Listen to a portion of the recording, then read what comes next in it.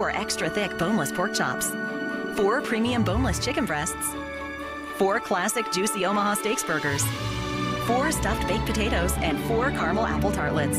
Your order will be delivered straight to your home or the destination of your choice, so you can give this wonderful gift to anybody on your holiday list.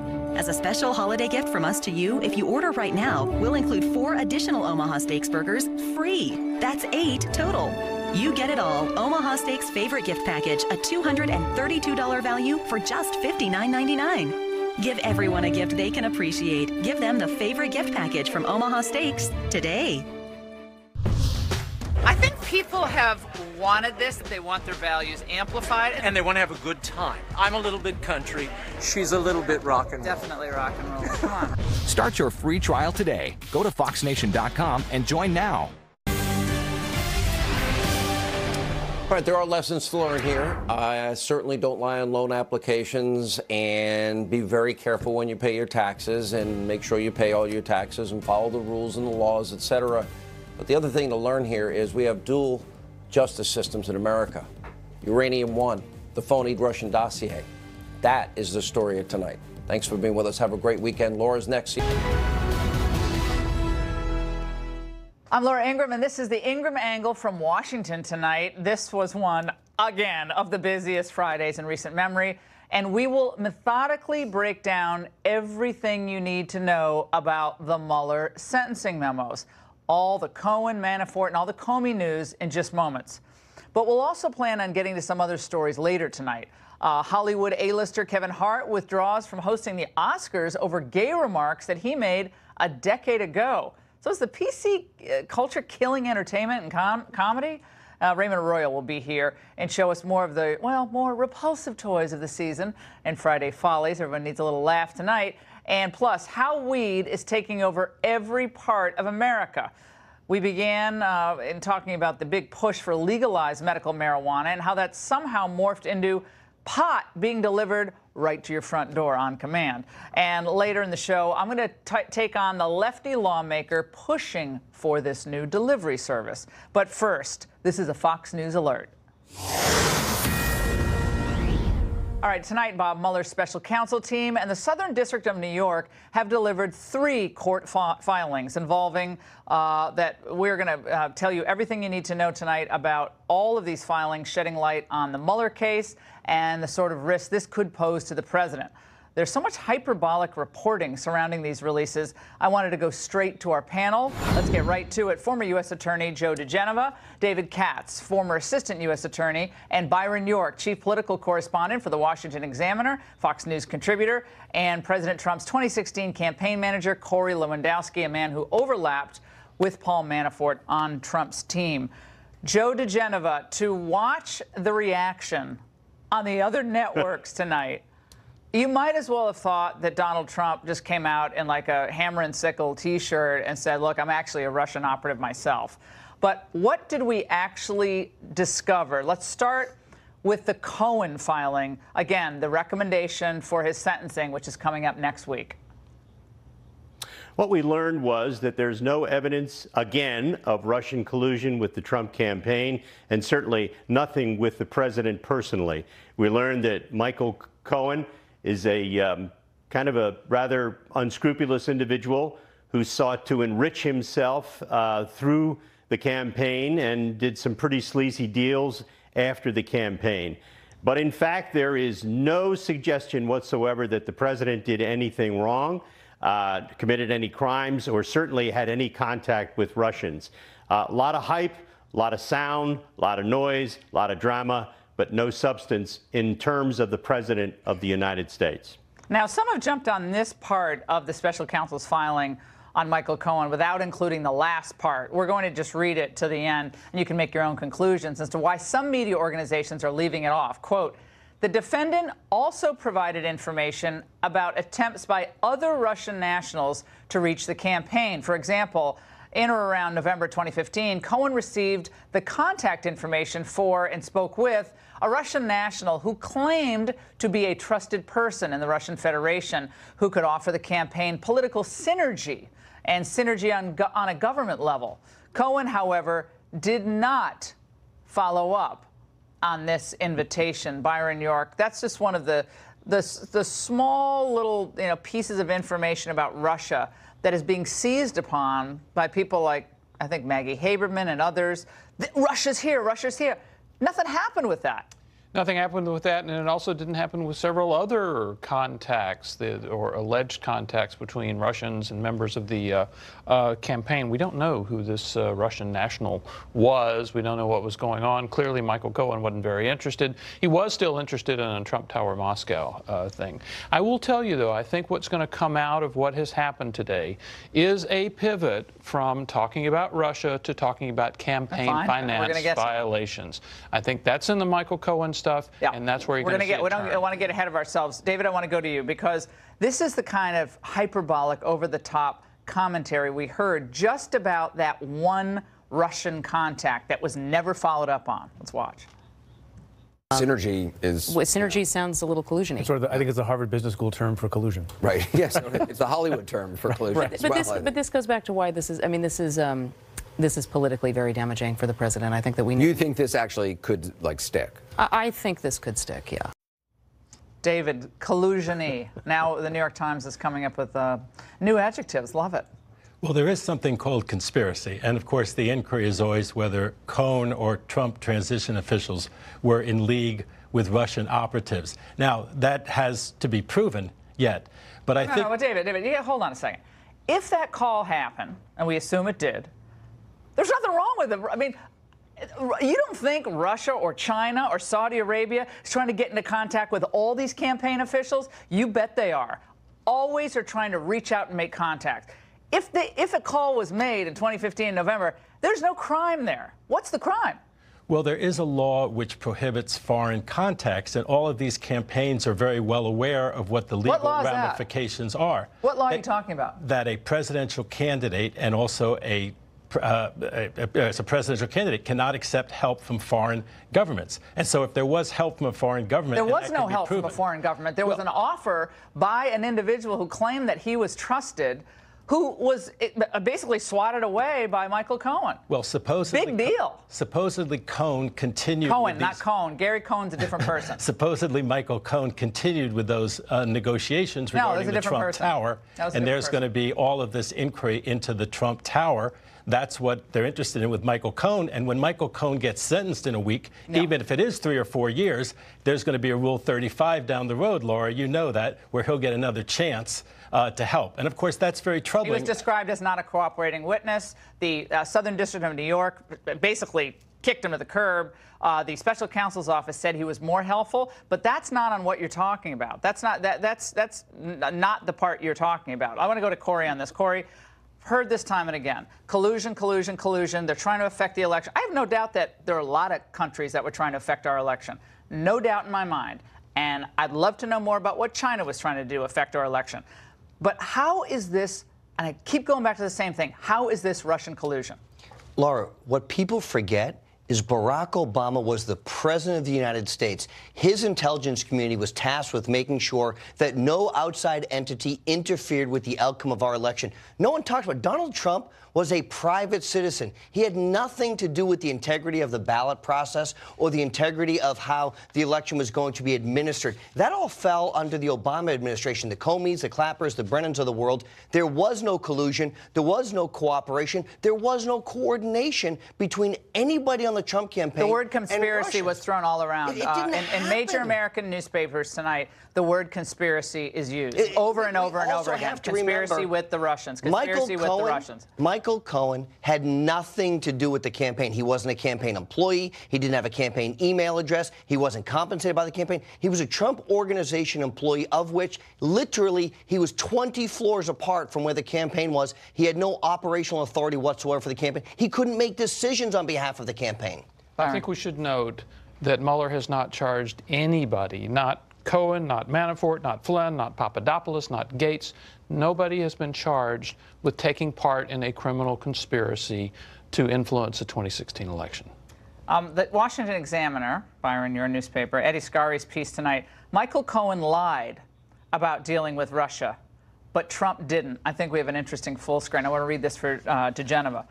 There's a simmering media narrative that this would prove Trump has also lied about his dealings, given his repeated claim throughout the campaign and into his presidency that he has no deals with Russia.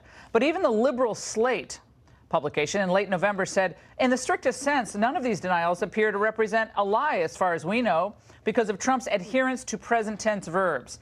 I have no dealings with Russia. I don't do deals. I have no loans with Russia. But these statements serve to mislead people about Trump's attempted deal with Russia and Cohen's past contacts with the Russian government. Maybe there's more to learn in the special counsel's investigation, and maybe there's not. But if Trump's ties to Russia amount to a business deal that fell flat, in which he was not forthcoming about, liberals and Trump opponents should brace themselves for another round of those pangs of disappointment. Oh, that was a really good piece, Joe. Again, the Russian collusion or the word conspiracy, when I see the word conspiracy out there today, the journalists who know better, it's disgusting. Absolutely disgusting, because they either don't know the law or they're purposely ignoring it. I think it's very important to underscore what Byron just said. Not a single charge in any of the crimes that Mueller has brought involve a conspiracy by anybody in the Trump campaign or Trump himself to deal with Russians, Russian governmental officials, Russian business people, Russian political people, Russian comedians, Russian grocery store keepers, nothing involving a criminal conspiracy. In fact, all of the allusions to Michael Cohen's attempts to get at Michael Cohen by Russians are simply described as things that happened. They are not described as parts of a crime. So the notion that there was some sort of conspiracy described in today's multiple pleadings is false reporting of the worst kind. It is hopeful reporting, it is anticipatory reporting, but it is not actual reporting. All right, Alan Dershowitz has weighed in tonight as well. He was on with Tucker earlier. David, I want you to react to this. Let's watch.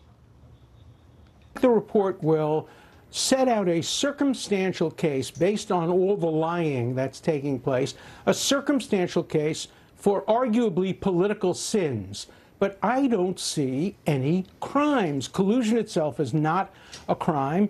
Using information given by Russia to WikiLeaks would not be a crime unless the campaign participated with WikiLeaks in the hacking itself. And there's no evidence to support that. David, where is the crime? Well, that was That was one of the things that Mueller was trying to find out from Manafort. I think one of the reasons why Mueller says Manafort is in breach is because he thought there were two things that Manafort knew about and wasn't telling the truth about, consistent with Mueller's other evidence. One of them was whether Manafort had these contacts with WikiLeaks, with Trump intermediaries, or with Russian intermediaries. That was the allegation. The other one is the Trump Tower meeting in New York City, the one in 2016 with Kushner and Donald Trump Jr. That's what Mueller thinks Manafort knows more about than Manafort's telling. That's why he says he's in breach, Laura. Right, I understand that. But Rudy Giuliani came out and said... That's not in any of the pleadings. That is not in any of the pleadings. It's not in the pleadings. What David just said is not anywhere in anything that was pleaded today. Well, you can say that it's speculation, but you wonder, why is Mueller saying that there's a breach? There's a long under seal pleading that was filed today. There's also a lot of redacted pleadings that were filed today regarding Manafort. So you wonder, what is Mueller saying the breach is all about? Stay tuned. That's what I think you're going to hear in court. It does appear that Mueller is still angry at Manafort for all the lies he told about his business dealings in Ukraine. Going back to 2000. This whole Konstantin Kilimnik, 2004, 2006, this whole Konstantin Kilimnik stuff. It had to do with making all that money over there and not reporting it for U.S. taxation. $12 million. And Kilimnik was a one-time Russian intel guy, but you say there's no such thing as a one-time. Once you're in, you're always in. So again, when the New York Times says, well, and then there was Manafort not telling the truth about this Russian-Ukrainian guy. Okay, that has nothing to do with Donald Trump. Nothing to do with collusion, nothing to do with Donald Trump. And maybe Paul Manafort should go into prison for a long time. But this has zero to do with Russia trying to interfere with this election, working with Donald Trump to do it. Zero. Laura, Paul's crimes that he's both been convicted of and pled guilty to preceded his tenure at the Trump campaign by a decade. And what we've seen now is that the Mueller investigators are taking those crimes and sending them into this current narrative. The Southern District of New York for prosecution because they have no jurisdiction here. The Mueller team is not here to look at crimes that were committed 10 years prior to the Trump campaign. I got a question. Why did Trump hire Manafort? Look, it's a great question. Why the heck did he try to hire Manafort? Because at the time... He was the gold standard. He was a delegate hunter. In the 80s. He was still doing things on the fax machine, which was the way to do it in the 1980s. And you have to remember, when Paul Manafort came to the campaign, it's when Ted Cruz was winning delegates, even though he was losing states, and they were concerned about a floor fight. And Paul was the last guy. And you weren't enough to handle it over That's what they say. That's what they say. I didn't believe him then. I don't believe him now. I was like, I didn't get the Manafort. It's like, this is like a total time warp going back. Remember Byron in the 80s? Like Manafort, Stone, and Atwater. Manafort. 70s. 70s, going back a long way. Manafort and Stone may end up back together soon. Who knows? Yeah, no. Okay, let's, Joe, I want to touch on this issue of the campaign finance issue, because I think that's the toughest here for the president, and clearly the one that's going to give him the most angina overnight. Because Michael Cohen, and it's laid out in the pleading today, Michael Cohen does say, or the prosecutors say, as he confessed to in August, allegedly that Trump directed the payments to the National Enquirer and to Stormy Daniels, $150,000 and $130,000 respectively, with the coordination and direction of individual number one. That's what the pleading says. You kind of see it there. Now, that's a violation of the campaign finance laws. That's the allegation. And you look at the statute, can't use a company to make donations to a campaign. They slipped it through that LLC, can't do it. What are your thoughts on that tonight? Well, according to the former chairman of the Federal Election Commission, that was not a violation of the federal campaign finance laws. Now, the use of a corporation would be, but you'd have to prove that Donald Trump knew that the corporation was being used to do it. It was not illegal for Donald Trump to allow his personal funds to be used to pay hush money. Paying hush money is not illegal. The question is, was it done to further the campaign, or was it done to prevent personal embarrassment and to keep it quiet? That actually makes it impossible to prove a crime, because either one of those scenarios is possible, and therefore a jury would have to guess at that. Not only that, there's no evidence that the President of the United States ordered that it be paid through a corporation, which is what would make it illegal. The payment itself would be perfectly proper. So if it's disclosed, you're saying it's proper even if it's not disclosed? In which the president has any exposure. So, Joe, you're saying it's proper even if it's not disclosed. If it's meant, and this is what Cohen pled to, I believe, correct me if I'm wrong, that it was meant to influence It only has to be disclosed if it is a personal campaign contribution by the president. If it is paid to keep the women silent, it is not a person because he doesn't want to embarrass his family. That's where they're different. That is not a campaign contribution. It's a POV of the Trump team versus what Cohen's trying to say to try to get less jail time. I mean, that's what they're going to say. Look, he wants to get less jail time, so he's got to do something. He's got to foist some of the blame over to Trump because he's got to parry down the jail time there. But, David, this is what some of the commentators today were concluding on the campaign finance aspect. Let's watch. The big news tonight is not about Michael Cohen. It's not about Paul Manafort. It's about one person, Donald Trump. For the first time, you have federal prosecutors essentially saying that Donald Trump committed a felony. That this is the first time that federal prosecutors are accusing the President of the United States of having directed a crime. What they say is Michael Cohen's 2 campaign finance felonies were directed by a person named as Individual 1. That person is Donald Trump. That means that Donald Trump also committed 2 felonies.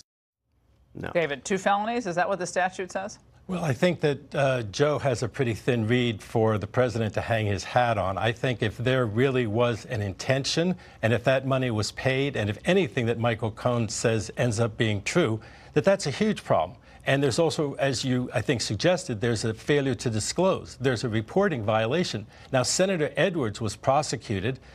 He was acquitted, but he was prosecuted by the Obama Justice Department, as you'll recall, for a, you could argue, personal. There were two different inferences. Yes, he was found not guilty, but certainly the president's dream is not to go to a jury trial and be found not guilty. But it is he why would we're want to all head gonna this. be He would want to looking. head this off long before that, and I don't think that argument really works. It's why we're all going to be looking at that Edwards case, because the Justice Department in that case really kind of leaned forward on that too far.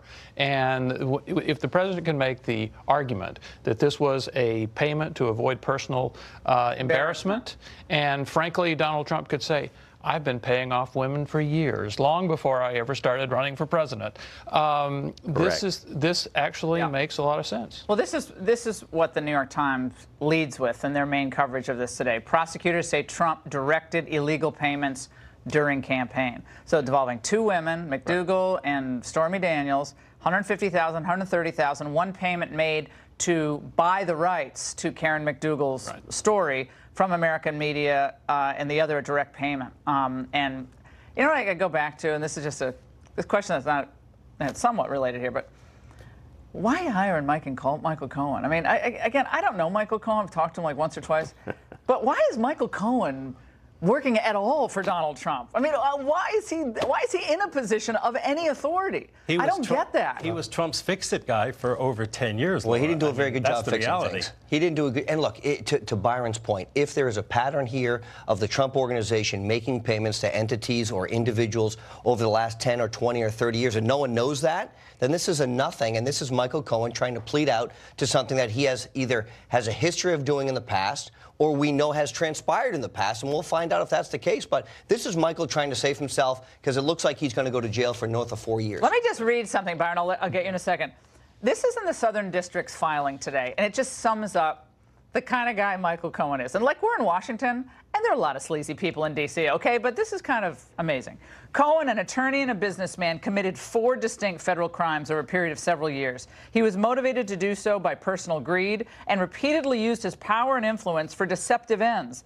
The crimes committed by Cohen were more serious than his submission allows and were marked by a pattern of deception that permeated his professional life and was evidently hidden from the friends and family members who wrote on his behalf. Now, this is all going to be one-sided because it's all coming from the prosecutor, and I'm an old defense attorney, so I'm very wary of you prosecutors. But you've got to rely on him to make the case against the president. Yeah.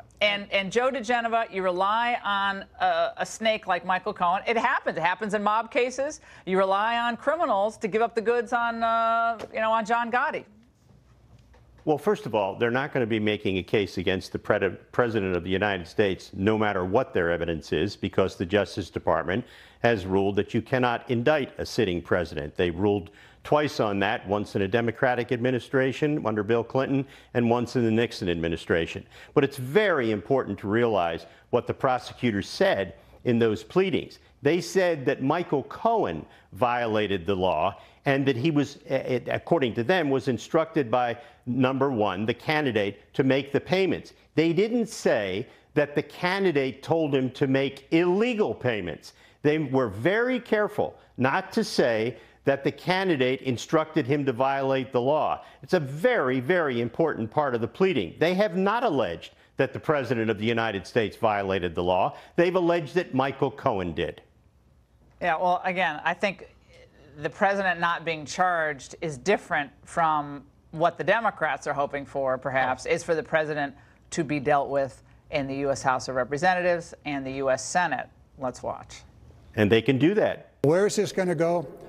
It's going to go, it seems to me, with the president being indicted, or at least up to that point, and it's going to go to Congress taking on a very serious and very, very appropriate investigation, and you might call it the opening days of an impeachment. I think what this totality of today's filings show that the House is going to have little choice the way this is going other than to start impeachment proceedings.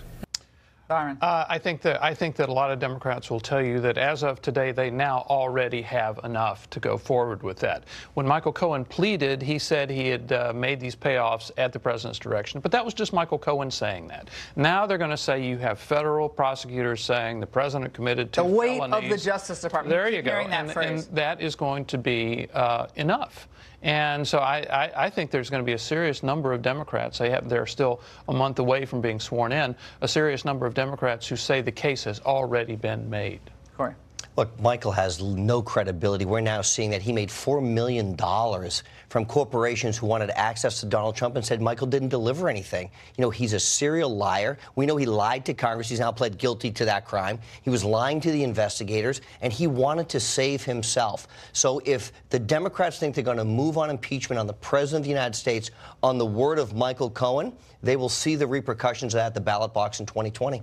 You know, Michael Cohen is the lawyer that Trump chose for 10 years to represent him, just as Manafort was the campaign chairman that he chose. I mean, they're two bad choices. This is a lot of Trump's own making, and I think that we have to be realistic. It doesn't mean he's committed a crime. Having bad judgment in whom you hire. We've all hired people we regret, believe me. But they're going to say a lot of things, Laura, and they're going to be corroborated. This didn't get this far without them having corroboration records, tapes. One of the people we haven't heard about is the National Enquirer head. If you believe that Mueller is smart enough, this is not his first rodeo, to put in clues and not put in clues, how about the things that aren't in there? How about the fact that there's no discussion of this fellow at the National Enquirer? What about him, David Peck? What about him? Probably because he's working with the investigators. And there's other people who it appears have been left out or minimized or kept in the redacted or under seal portions who are probably working and providing a lot of corroboration to the investigation. So I think we have to be realistic. I got to say, I'm not saying I hear what you're saying, but I'm not seeing it so far. I'm really not. And Joe DeGenova, let me tell you something. We could sit here all night and speculate about this. The one person who's worrying tonight is Tony Podesta, and the other person is Gregory Craig, because that's where the cooperation has been, and they're finally looking at a Democrat. And it is Tony Podesta's failure to file as a foreign agent and Gregory Craig's failure to file as a foreign agent. That's what they're looking at. That's what much of this is about the unsealed portions. John Roberts, Joe, has, our own John Roberts has reported that in fact that was part of what was in those redacted portions referencing those two. Right. Jonathan Turley spoke out earlier today about what the special counsel now is going to be trying to do anew with Michael Cohen. Let's watch. It's clear with Cohen that this is not the end for Cohen. They're dangling out what's called a 5K 1.1 letter, which is basically a cooperation letter. And they come back repeatedly and say, you don't have that letter. And so what they're doing is essentially turning this into a canned hunt. They're going to hit him with a sentence. The only way he's out of that cage is if he tells them what they want to hear. But that actually is concerning to me, because here's a guy who's obviously cooperating fully. They say he's credible. So what else did they want him to say? David, I got to get on this, because this is why people, really dislike certain prosecutors. He has given information. He's been interviewed 7 times by the special counsel, I think at least.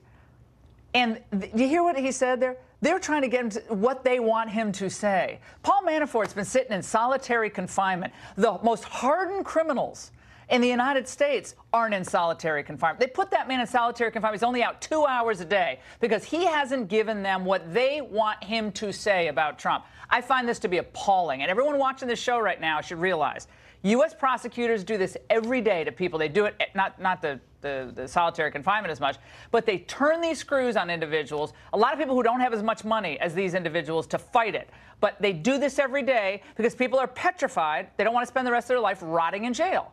And it's a tool and it's a tactic, and sometimes it's for good, I understand.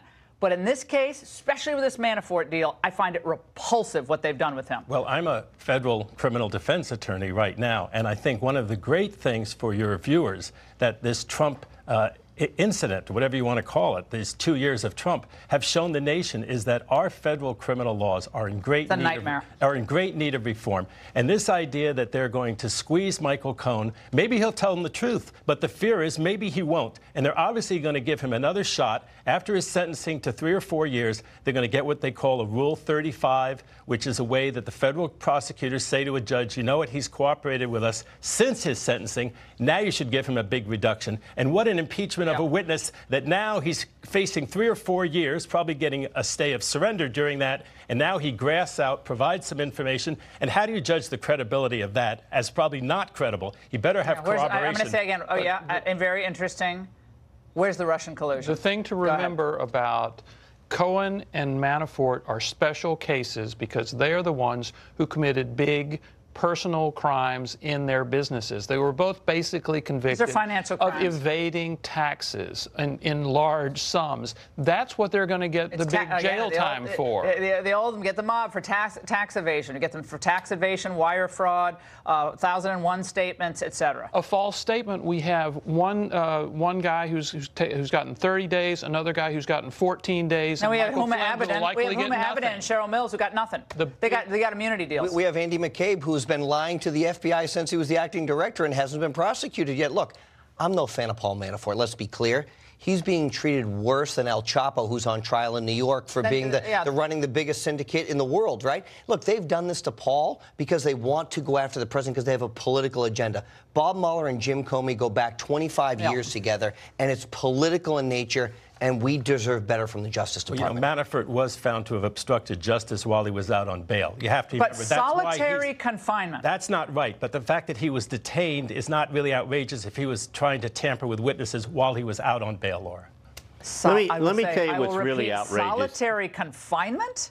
That I don't agree with. That's that I don't agree with at all. That's sanctionable. I would sanction the push for solitary confinement. I find it. I don't even have words for it. Who gets solitary confinement anymore? It's been an appalling display of bad supervision by federal judges as well, who are permitting this. We shouldn't let them off the hook. Right. But let's remember, there's no Russian collusion that's been proven. And what really matters is how this investigation got started. What was the role of Brennan and Clapper and Comey and Sally Yates? And when we have a new attorney general, who I hope will be Bill Barr, a superb nominee, one of the first things he should do is appoint a special counsel, if Mr. Huber hasn't completed his work, to investigate the genesis of all of this, where no crimes were committed by anybody in the Trump campaign involving Russian collusion, and yet somehow the intelligence community of the United States was used as a weapon of federal law enforcement. It's one of the most disgraceful performances. If anybody cares about freedom, ought to care about that in spades. All right, we got to get to Comey, because Comey came out. He testified on Capitol Hill today behind closed doors. The transcript's coming out tomorrow, right, Byron? So we'll know tomorrow what was said. Apparently his lawyers were pulling him back from answering lots of questions. Big shock. But I want to get your thoughts on what he said. We have a number of sound bites, guys. I want to make sure we go through them in the right order before we get to the Attorney General. He also spoke about what he perceives to be this ongoing series of attacks from Trump on the Justice Department. I think we have it. Let's watch. We're getting it. It should be coming any moment. Everyone ready for Christmas? It's coming. What do you want in your stocking? Joe, you get coal all the way. Here we go. Thanks. I think the president's attacks on the Justice Department broadly and the FBI are something that no matter what political party you're in, you should find deeply troubling and continue to speak out about, not become numb to attacks on the rule of law. Well, the President of the United States is speaking out for the rule of law as well, David. He's speaking out for the idea that when you file for surveillance on an American citizen, you reveal that the research provided was actually ginned up and funded by the individual campaign's political opponent, Hillary Clinton. That was not given to the FISA court. Well, one of many abuses that James Comey and company were responsible for. Laura, we should not be so ready to attack federal judges. Federal judges and their independence and their unbiasedness, that is a great jewel in our system. And federal judges, I think, have acquitted themselves very well in this case, including the FISA judges, where you're claiming that the FISA judges. Well, first of all, FISA judges have been unhappy. They had One at least has been very unhappy. They had things to go from, and the FISA court, I think, has done a good job in this, and I think that the federal judges in general have done a great job. David, let's talk about it. A lot of people listening aren't lawyers.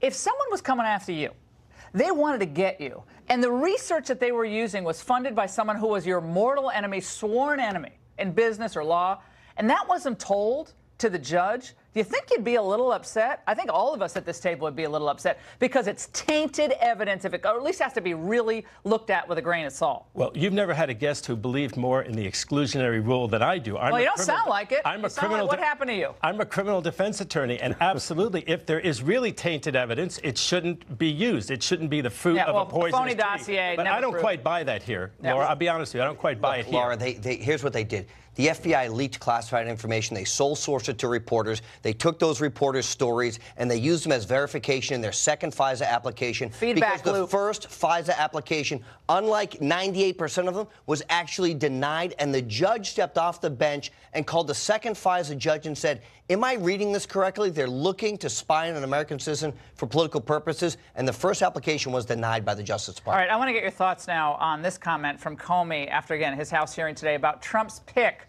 for the next Attorney General. It likely raised some eyebrows in Trump world today.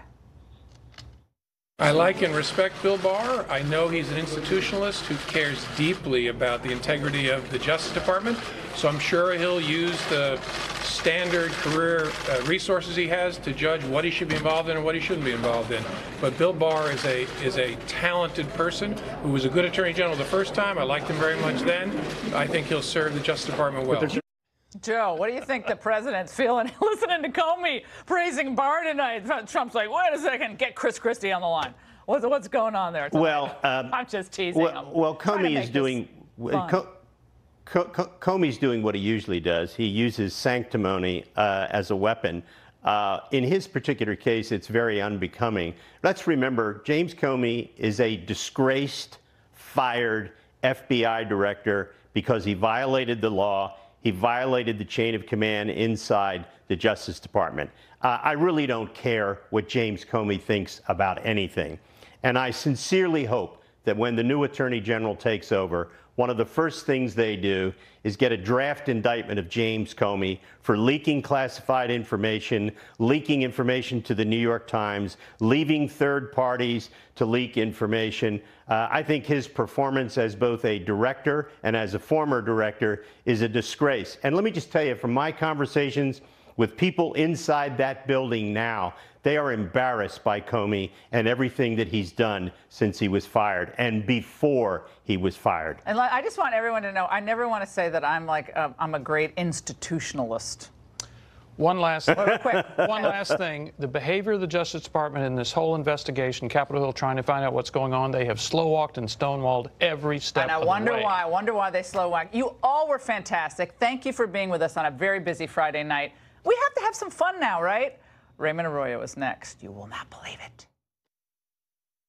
It's time to take a different look at SiriusXM. Listen now with new subscriptions as low as $5 a month plus fees. Or subscribe to one of our best packages and get a free all-new Amazon Echo Dot. Hear commercial-free music plus sports, talk, comedy, and more. Visit SiriusXM.com/GetSXM or call to get complete offer details for your car, your home, or anywhere you are. Get a great offer at SiriusXM.com/GetSXM. If you use denture paste instead of Seabond seals, your dentures may not hold as strong all day.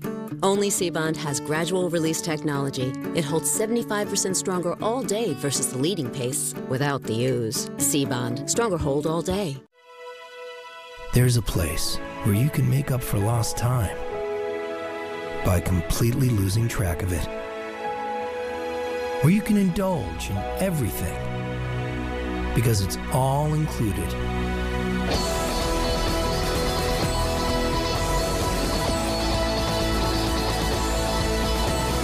Sandals, the world's only 5-star luxury included resorts. Call 1-800-SANDALS. Go from dry eyes to happy eyes. TheraTear's clinically proven electrolyte formula corrects the salt imbalance that can cause dry eye, so your eyes will be happy, healthier TheraTear's eyes. And for extraordinary relief, try new TheraTear's Extra.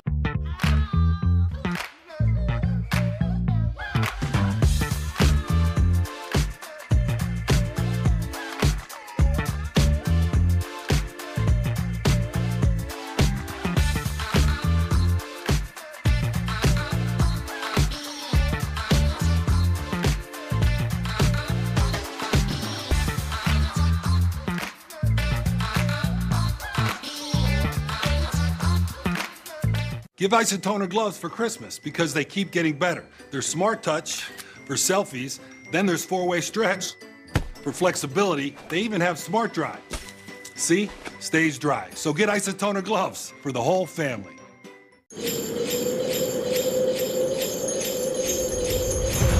Ho, ho, ho! Phil Swift here. This holiday season, get everyone on your shopping list the Flex Seal family of products. I'm delivering a lot of Flex Seal this holiday, so I turned the boat into a flying sleigh. Yeah, doggy! Make everyone happy. Give them the Flex Seal family of products. Ho, ho, ho! My name is Amy Belafonte. I didn't used to believe in monsters, but I do now. You could help us save millions. You might be the most important little girl in the world. The Passage, January on Fox. Oh, it's Friday, so it's not just Cohen, Manafort, blah. It's time for Friday Follies. And today's topics, Kevin Hart bowing out of the Oscars, a classic Disney song nixed at an Ivy League university, and some of the second installment of the grossest toys of the Christmas season. Joining us now, all the details, Raymond Arroyo, Fox News contributor, New York Times bestselling author of the Will Wilder series. All right, Raymond, comedian Kevin Hart was all set to host the Academy Awards, and he's a funny guy. What happened there? Laura, the Academy wanted, and ABC wanted, just what they did in the case of Roseanne Barr, a larger-than-life, edgy act that would draw a big audience. But when controversy followed, they ran for the exits. Let's go back to 2010. This is a bit of Kevin Hart's act. So you see what ABC knew they were getting into. Watch. One of my biggest fears is my son growing up and being gay. If I can prevent my son from being gay, I will. Every kid has a gay moment, okay? Every kid. But when it happens, you gotta nip it in the bud. You gotta stop it right there. Hey, stop! That's gay! It's quick. No! Now, Hart also wrote similar tweets, and over the years, ABC and the Academy had to know this. Now, they fired a director, remember, a few years back for making an anti-gay slur on Twitter, and you will remember why they probably hired Hart. He's a beloved African-American performer in this age of Oscars so white, and because of what he said at the MTV Video Music Awards, Laura, earlier this year, you'll remember he sided with the NFL kneelers and he told the president, quote, Trump, suck it. Well, lovely. The Academy loved the Trump-bashing, edgy, crass Hart until Hollywood and the community started pushing back on social media, calling him homophobic, anti-gay, and they reached out to Hart. Watch. Just got a call from the Academy, and that call basically said, Kevin, apologize for your tweets of old, or we're going to have to move on and find another host. Talking about the tweets from 2009, 2010. I chose to pass. I passed on the apology. The reason why I passed is because I've addressed this several times. He decided not to apologize. He said, I'm not going to apologize. He eventually collapsed, and he did apologize. But what this demonstrates, ABC, which is the network involved, and the Academy Awards, they did not learn the Roseanne Barr lesson, which is when the PC dogma moves in and makes demands on you, stand firm. You can get people to apologize for outrageous things, but you can't collapse and throw your talent overboard, or comedy, the lane for comedy is going to narrow. When nobody wants hate, but give people an option, give them an opportunity. What did we just play? Was it last night from Jerry Seinfeld when he was on? We have another clip of Jerry Seinfeld. Oh, a longer clip. Watch this, because it speaks to just this issue. Comedy is by its nature dangerous and edgy. But doesn't it, and in that clip with Kevin Hart, just before we go on, he sounds like he's like a self-caricature. It's comedy. He's not really believe what he's saying. He's just trying to make a fun moment. And I understand how people would say, oh, that's not, and I get it. But the idea that he actually that's the way he really feels. That he hates gay people. Of course, it's not the way he feels. Watch this, Seinfeld. I do this joke about the way people need to justify their cell phone. I need to have it with me because people are so important. Right. You know, I said, well, they don't seem very important the way you scroll through them like a gay French king. You know, and they thought, what do you mean gay? What are you talking about gay? What are you saying gay? What are you doing? What do you mean? You know? And I thought, are you kidding me?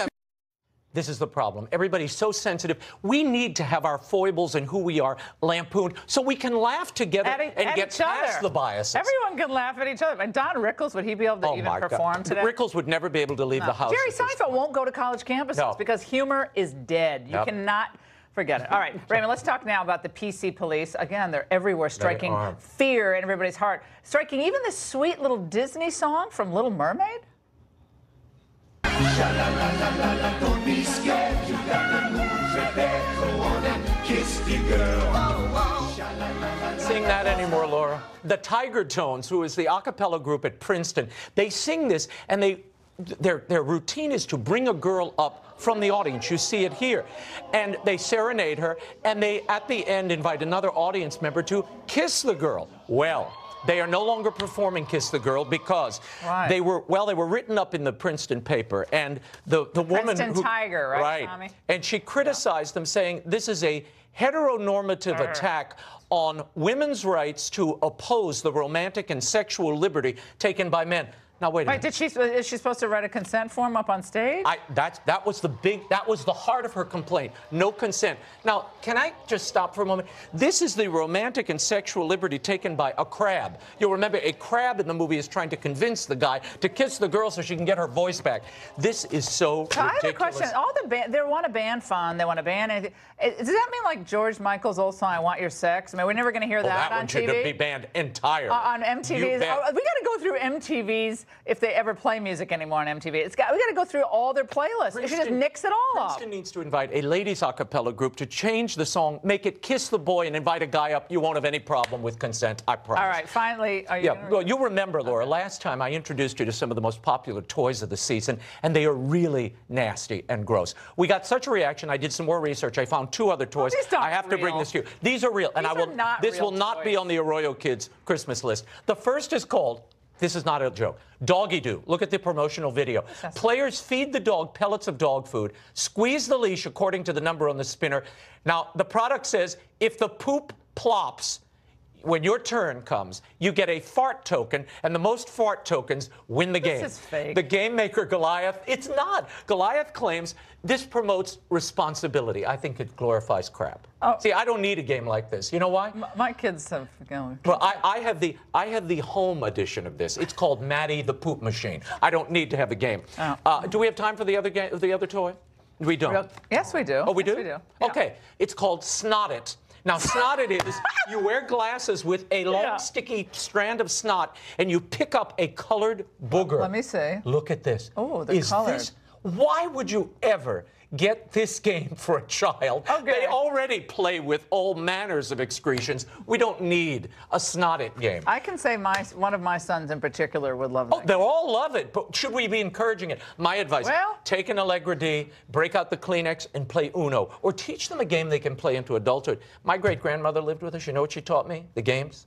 What? Blackjack. She worked at the Sands Hotel. That's a game you can play right up until you die. Did you ever play, were you like a Rock'em Sock'em Robot? I love Rock'em Sock'em. We had something Battleship. called Pop-Up Pirate. I sunk your battleship. It's the same idea as that poop game, except you shove swords into a barrel and the pirate pops up. My kids love that game. Kerplunk. But do we need a poop game? I mean, it's just... you have to open up your mind to possibilities. So the PC police don't come in on the games, but they do come in on whoever came up with these games, they had to have been doing those shrooms that we're going to be talking about in the next segment. Pop up a shroom. Yeah, no, it's a potheads coming up with this. Okay, this is like, woo!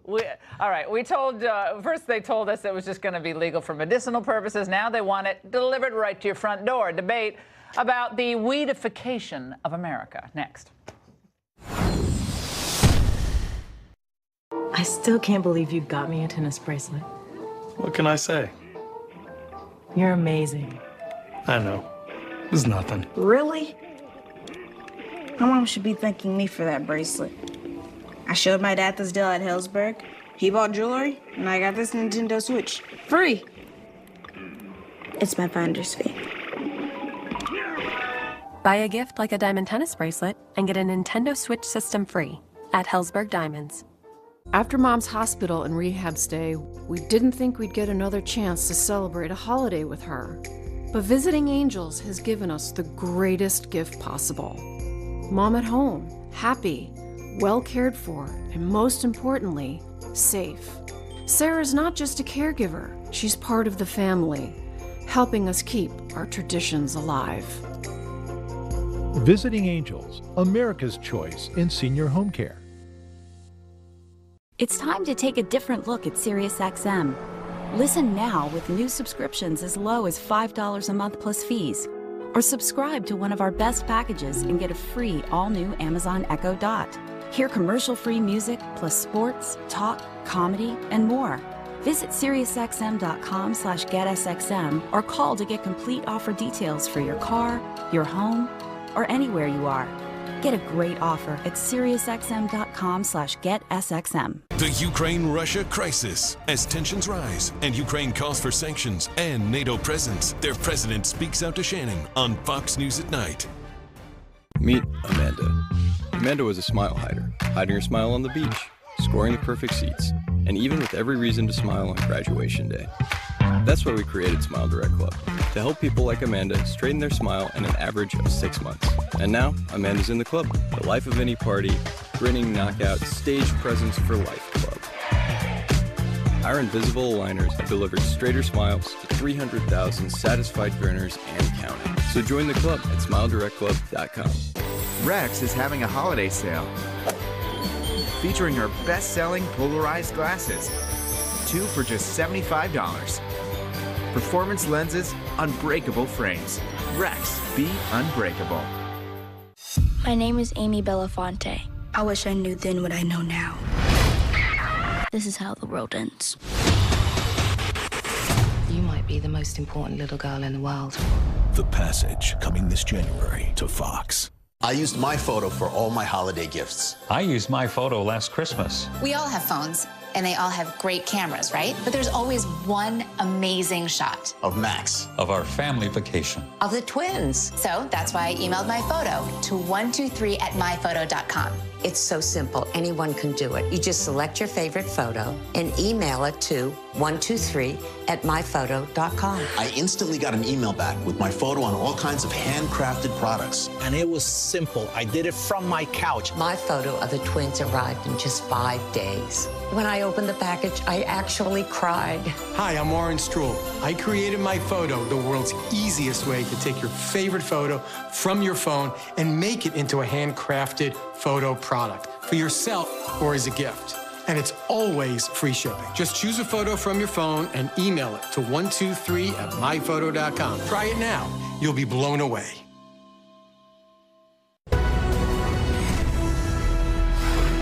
You know Wooderson? Oh. How's it going, man? Hey. Pretty good. How's it going with you? Say, man, you got a joint? No, not on me, man. It'd be a lot cooler if you did. First, we were just told that it was going to just help people with coping with serious illnesses. Then we were told it was just to relieve pain. Then we were told it was for legal adults, and no worse than alcohol, but now Colorado, surprise, wants to take it to a whole new level. Frustrated by the more moderate John Hickenlooper's plotting weed legalization, Democrats are emboldened. They got progressive Jared Polis taking over the governor's mansion there, and they want to pass a bill to be allowing pot delivery right to your front door. Here to debate it now is Representative Jonathan Singer, Democratic Colorado State Rep, and a sponsor of the Marijuana Delivery Pilot Project, and Luke Niferatos. He's a Chief of Staff and Senior Policy Advisor for the group Smart Approaches to Marijuana. Jonathan, why make it easier for folks to get their hands on pot? Well, thanks for having me on. And, you know, in 2012, the voters said that marijuana was going to be legal, it was going to be constitutional, and regulated similar to alcohol.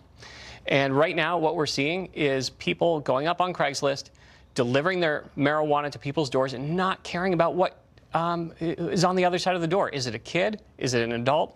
We don't know.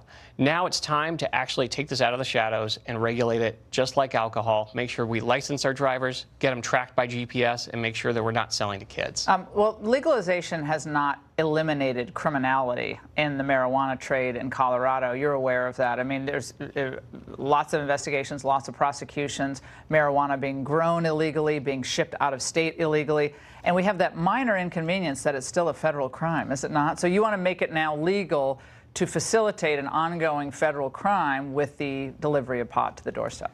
Well, I think it's even more important to stamp out a black market, and we've got a black market. It's not stamped out with marijuana in general, though. Well, that's because we're not fully regulating it like we should be. Well, here's the thing. I'm from Colorado, and lived in Colorado my whole life, and we've seen the black market actually thrive in the quote-unquote legalized state of Colorado. In fact, Colorado is now the #1 exporter of black market marijuana. We have international cartels that are buying up suburban houses, turning them into grow houses, and shipping marijuana across the country and upping violent crime in the state. So there's a major impact to the black market when you legalize. It doesn't just go away like we're told. And really, what we're not talking about, black market's an issue, but the real issue is that today, the owner of Marlboro and of Philip Morris, Altria Holdings, a major mega billion-dollar big tobacco company, just bought a $1.8 billion stake in a marijuana company. Yeah, it's about money. I mean, they're making billions. This is big tobacco 2.0. When John Boehner, guys, when John Boehner, who used to be against legalizing weed, he comes out, he's like, well, I've had a change of heart. I'm like, I've evolved on this issue. I'm like, okay, how much money are you making on the board of this is about money. Of the pot company that you're sitting on the board of, or you're a consultant of? So let's disabuse ourselves of the notion that this is all for regulating and we want to make everything safe. This is about big money. If there weren't billions in this, Representative Sanger, I wouldn't be talking about this. This is all a money-making operation. And look, I'm a capitalist, but it's also you have to look at who's funding this and why. And then maybe ask the question, is it good for especially young people who are using this in greater numbers today because of the overall legalization push, trying it earlier, and having more developmental problems as a result? Not so much the older people, but the young developing brain. It's a disaster to start smoking pot or ingesting pot at an early age. Well, that's where all three of us are going to agree. This is not for kids. Unless you're talking to a doctor, this is not something that kids should be having. And in terms of the money, John Boehner supporting this, the bill that I ran last year was supported by a libertarian Republican. This isn't a Democratic or Republican issue. Of course, the libertarian Republicans think that amphetamines should be. Well, and if everything happened in a vacuum, then great. If smoking a joint didn't affect people on the roads, then great. But it does. And there are moms, in fact, moms who've been on this show whose daughters died in a car accident from a marijuana-impaired driver, and that's happening. That's doubled in Colorado since legal. How would it work on the it's gotten delivery? worse. How would it work on the delivery? Like, just play it out for me. So you would go on a kind of like an Uber style website or on your app just for pot, or would it be Uber drivers could also themselves just deliver it? I'm just not even following how it would work. Well, first of all, impaired driving is incredibly serious. I've been to the funeral of a friend of mine who lost his stepdaughter to an impaired driver who was impaired with both alcohol and marijuana. It wasn't strong enough. Our laws aren't strong enough around that. But the way that this works, it works just like Uber Eats. You can dial something up, and you've got a licensed GPS-tracked person who shows up, who's checking ID, who's making sure that this isn't getting into the hands of kids. See, but here's the thing, though, is in Colorado, we've seen youth use rise. So in all the states that legalized, youth use is up 14%. In Nevada, it's up 45%, 12 and up. So, laws laid with the best of intentions have still had horrific impacts. And not only that, but we're talking about apps now. We're talking about technology. We're talking about new innovations that this big tobacco industry is coming up with. I want to have you guys back on when Polis gets sworn in. We see this thing go forward in the first 6 months. Thank you so much. And spreading Christmas cheer in a very unique way. Well, it's tonight's Last Bite next. Go for it. Critics and audiences have spoken. Creed 2 was an instant classic. 4 stars. A brilliantly entertaining movie with tons of heart. Creed 2, rated PG-13. Now playing in IMAX in theaters everywhere. Mint Mobile has 3 months of wireless for just $20? That'd make the holidays even happier. Yeah, ugly Christmas sweaters are cool.